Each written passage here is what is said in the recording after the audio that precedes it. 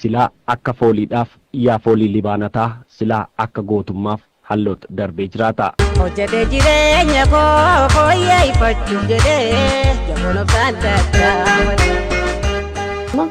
Yoon du'eenaa bu'aala manni Oromoodhaa abdii irraan kutadhu hanqaan du'uu yoon du'ee manaa bu'aala adirratti na laalina uummanni alagaa kun nu biyya.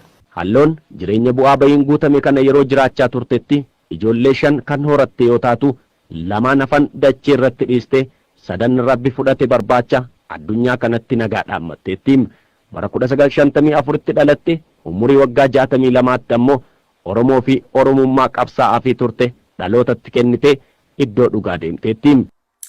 Waamicha harmee ayyaa hundaan dhageessisuu kiyyaa nattirmadaa jette almaan kiyyaa hagumaachu namuu waan dandayaa lubbuu wareegan kennee anitiyyaa.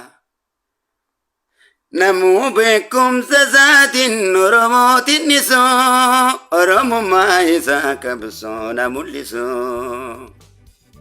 Lal gaafa kana nuti Oromoon hundi gaafa akka loonii qabna. Gaafa isin kana jettu. Yeroo jalqabaatiif haloo daawwee kanan ijaan argeem bara 1992tti yeroo hawwisoo caffee gadaa waliin naannawa ani itti dhaladheem laga darbaatti waraana bilisummaa Oromootiif agarsiisa gochuudhaaf dhuftuudha ture jechuun obbo Jawaar Mohammad seenaa haloo daawwee gama fuula Facebook isaatti maxxansuudhaan dhaammannoo haloo daawweetti dhaammateeti jiram.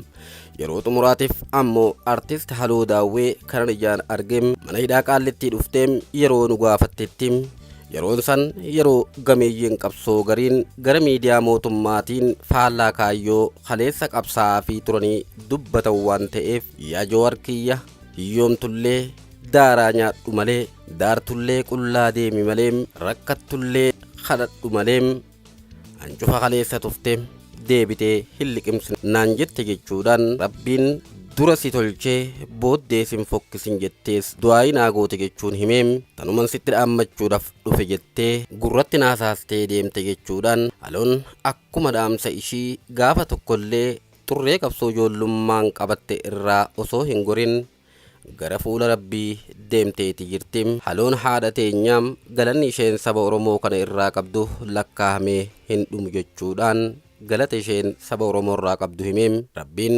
rahmata siif godheem jannataan si haa qanansiisu maatii fi firoota kan kee hundaahuu jajjabinan hawwa jechuun seenaa haloo daawwee gabaabsee gama fuula Facebook isaa irratti maxxanse.